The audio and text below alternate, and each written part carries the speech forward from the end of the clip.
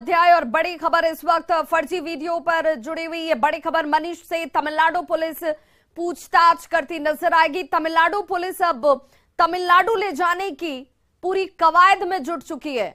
Production warrant पर तमिलनाडु ले जाएगी तमिलनाडु पुलिस मनीष कश्यप को, जिसे लेकर लगातार अब कवायदें तेज हैं। तमिलनाडु के एसपी ने पत्र इस बाबत लिखा है। प्रोडक्शन वारंट के लिए यह पत्र लिखा गया है, जिसमें तमिलनाडु पुलिस कोर्ट पहुंची हुई है इस पत्र के माध्यम से। और प्रोडक्शन वारंट के लिए पटना सिविल कोर्ट में इस वक्त तमिलनाडु पुलिस की टीम की मौजूदगी है। आधिकारिक सूत्रों से यह बड़ी जानकारी सामने आती हुई, जिसमें तमिलनाडु कोर्ट से ट्रांजिट रिमांड पर जो पुलिस है वो कोर्ट से ट्रांजिट रिमांड पर लेने की इस वक्त इस पत्र के जरिए कोशिश करती हुई। बेतिया पुलिस ने भी हालांकि इस बीच देखिए जेल को आवेदन दिया हुआ है।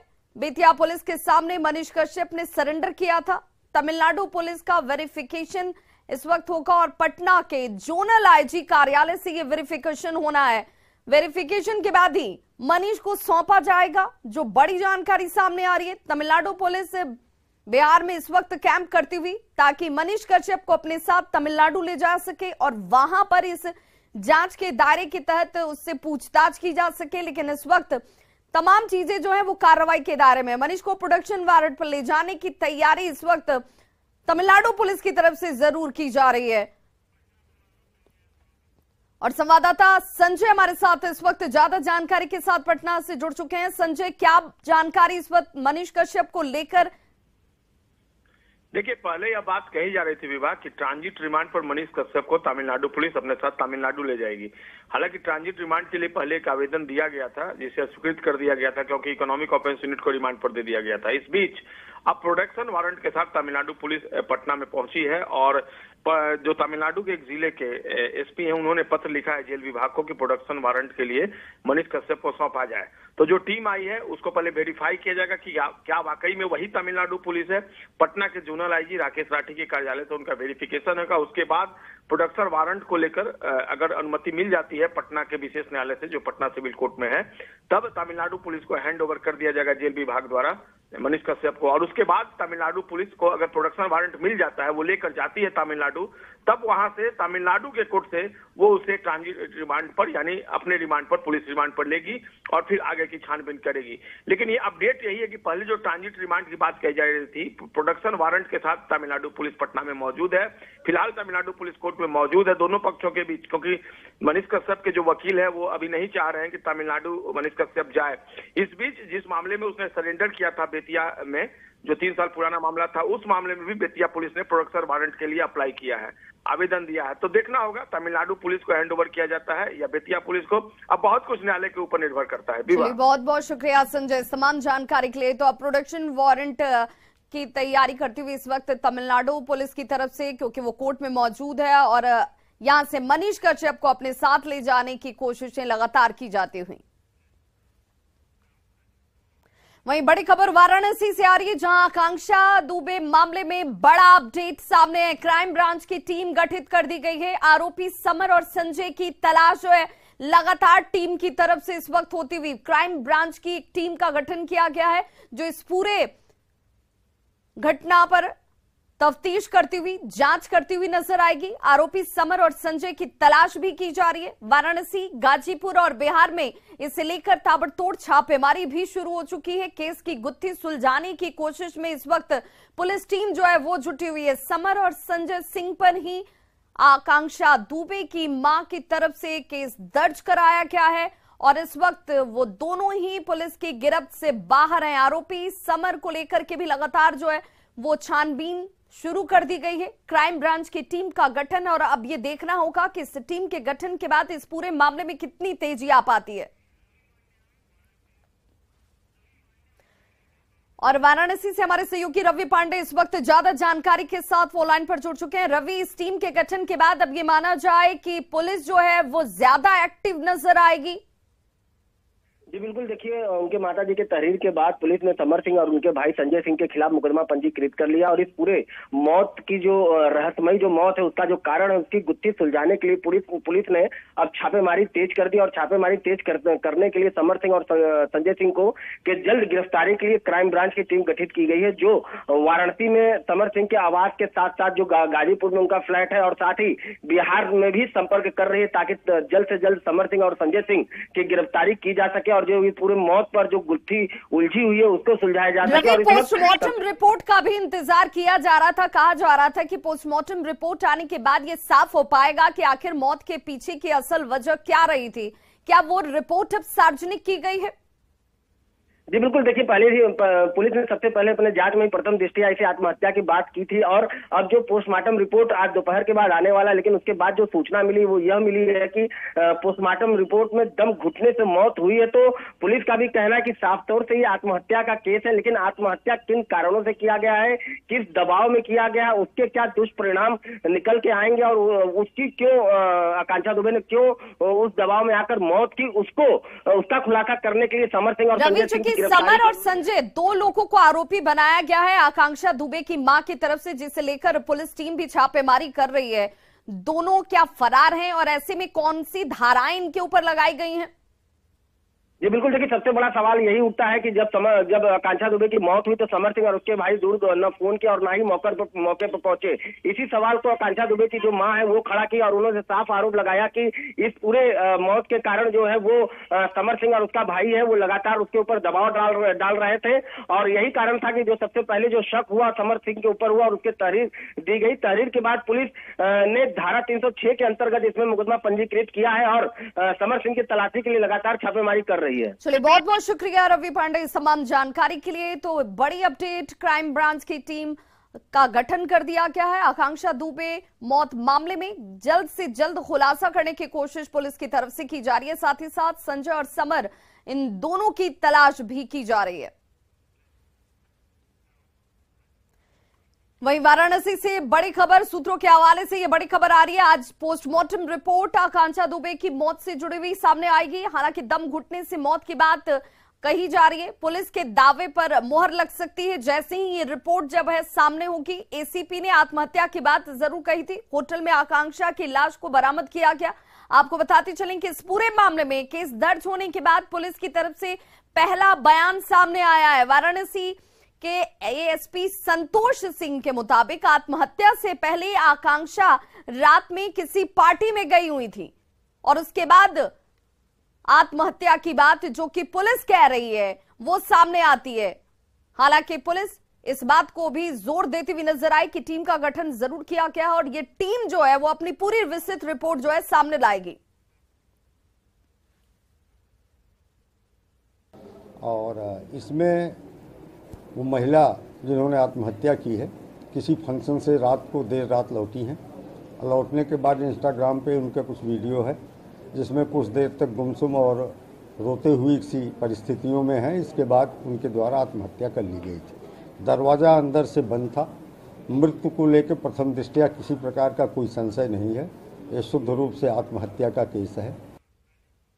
और पूर्णिया से बड़ी खबर, जहां बुजुर्ग महिला की पीट कर हत्या कर दी गई है। रास्ते के विवाद को लेकर महिला की पीट कर निर्मम तरीके से हत्या की गई। परिजनों ने ही इस महिला को पीट कर मार डाला है। अमौर थाने के वार्ड संख्या 8 की यह घटना। मुन्ना अंसारी, उजाला साबिर पर आरोप लगाए गए हैं। लाठी और रॉड से पीटकर मौत का ये पूरा मामला, जिसमें महिला पिछले 20 दिनों से कोमा में थी। आज इलाज के दौरान अस्पताल में उसकी मौत हो गई है। इस बाबत थाने में प्राथमिकी दर्ज की गई है, लेकिन कार्रवाई अभी तक गिरफ्तारी के तौर पर सामने नहीं है।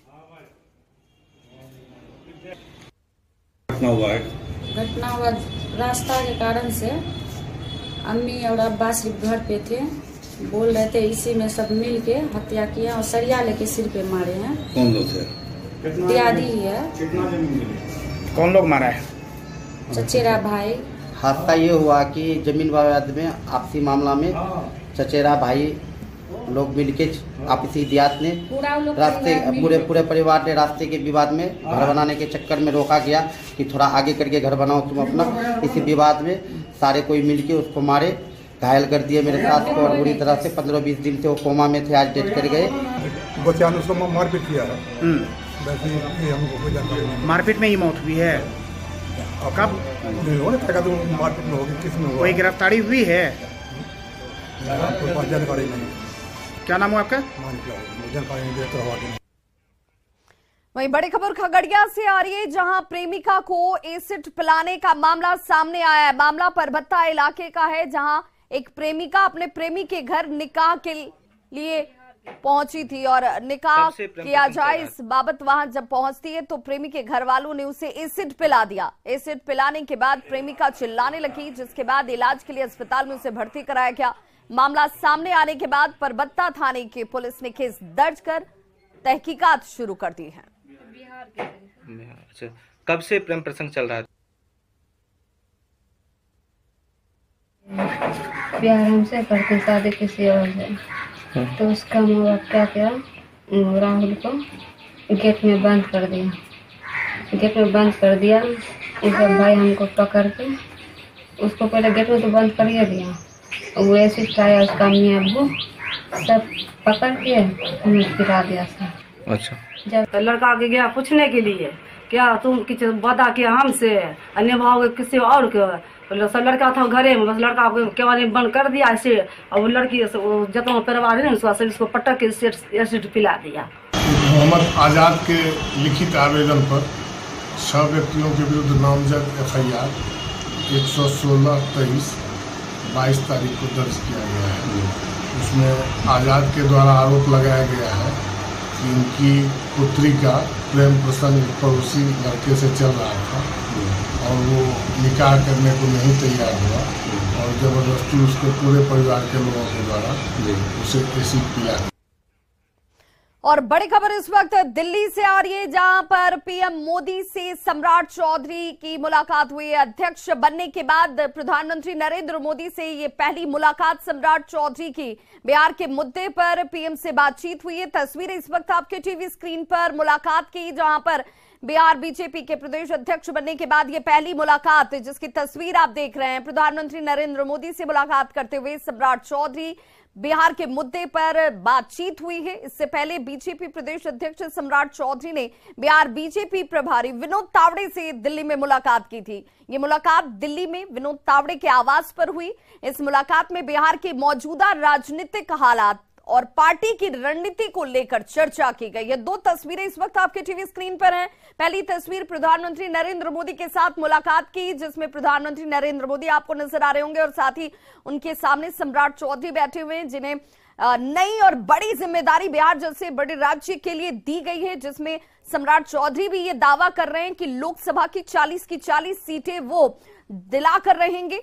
बीजेपी बिहार नजर आएगा। वहीं दूसरी तस्वीर देखिए, जहां पर बिहार प्रभारी विनोद तावड़े से मुलाकात करते हुए सम्राट चौधरी।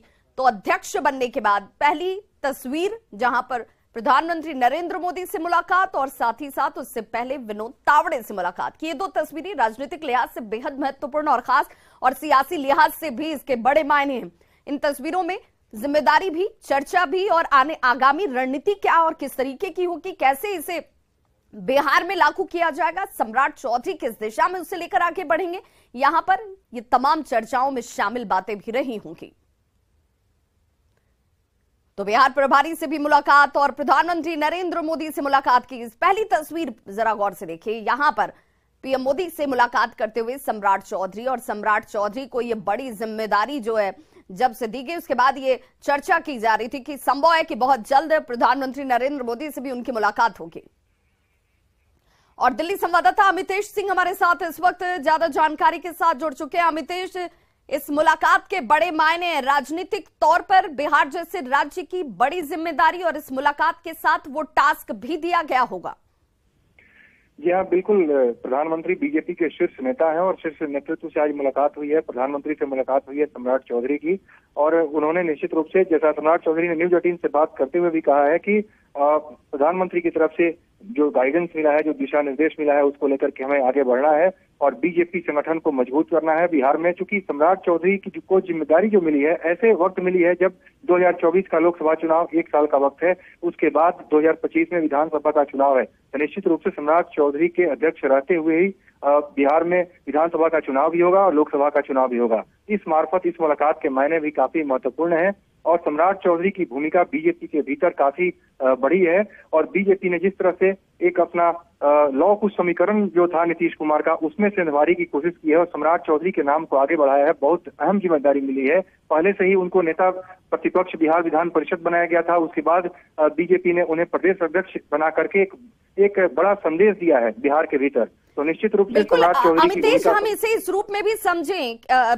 जैसे ही सम्राट चौधरी का नाम सामने आता है, जिन्हें अध्यक्ष बनाया गया बिहार बीजेपी का, ऐसे में ये माना गया कि सिर्फ अमित शाह ही नहीं, उनकी पसंद बीजेपी में तमाम शीर्ष नेताओं की तरफ से सहमति के तौर पर आई होगी, क्योंकि जिस तरीके से आक्रामक उनका तेवर रहा है, लगातार वो बीजेपी को बड़ी प्रमुखता से रखते रहे और नीतीश सरकार पर हमलावर रहे, ये भी उनके चुनाव का एक महत्वपूर्ण विषय रहा होगा। और आज इस चर्चा में भी बहुत कुछ दिशा निर्देश जो है वो प्रधानमंत्री की तरफ से भी दिए गए होंगे सम्राट चौधरी को। बहुत बहुत शुक्रिया अमितेश इस तमाम जानकारी के लिए। 2 तस्वीरें, बेहद महत्वपूर्ण तस्वीरें, जहां पर पीएम मोदी से भी मुलाकात और विनोद तावड़े से भी मुलाकात। सूचना देने के बाद एफआईआर लिखित देने के बाद भी एफआईआर नहीं होता है।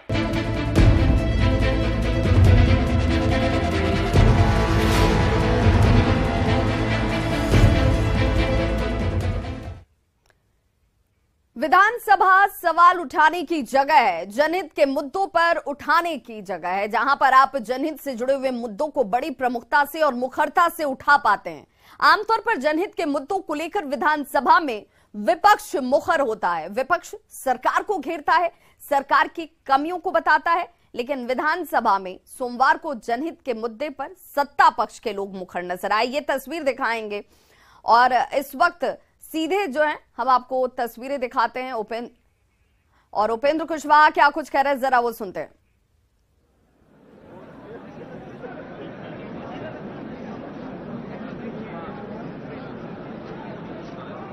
देख करके हम होल्ड किए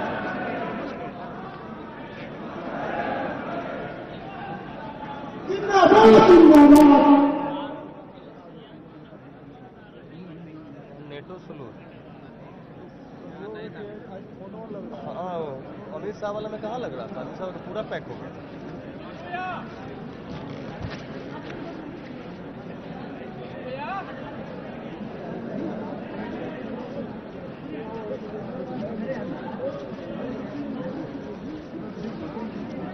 हम माननीय उपेंद्र कुशवाहा जी से आग्रह करते हैं और तो सम्राट अशोक जयंती समारोह, जिसकी ये सीधी तस्वीर आप देख रहे हैं, और दीप प्रज्वलन कर विधिवत तरीके से इस कार्यक्रम और आयोजन का शुभारंभ करते हुए उपेंद्र कुशवाहा।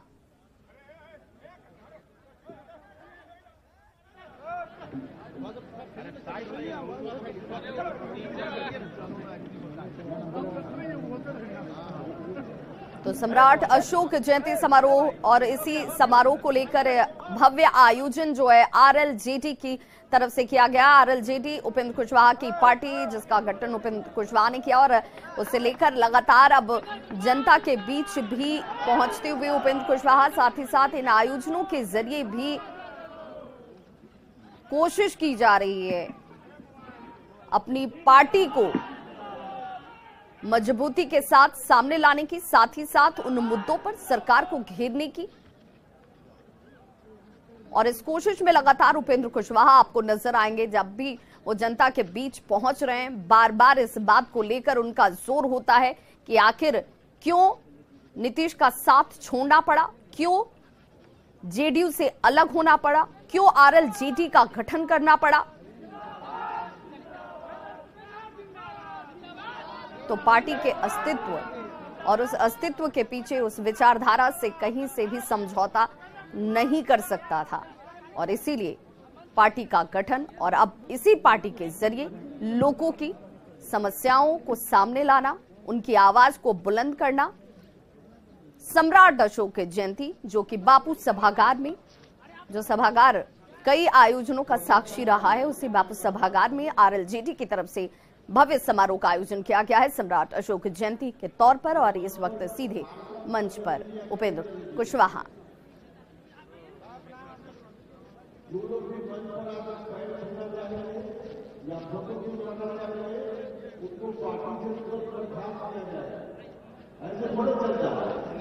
आप संयमित रहिए, अनुशासित रहिए।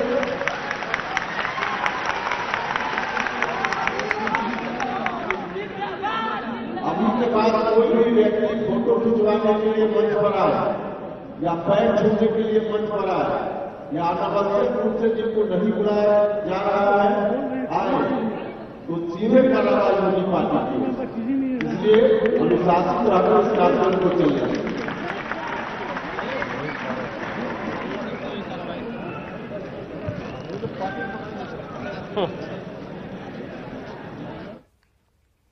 तो इस बुलेटिन में बस इतना ही, लेकिन न्यूज़ 18 बिहार झारखंड पर खबरों का सिलसिला लगातार जारी है।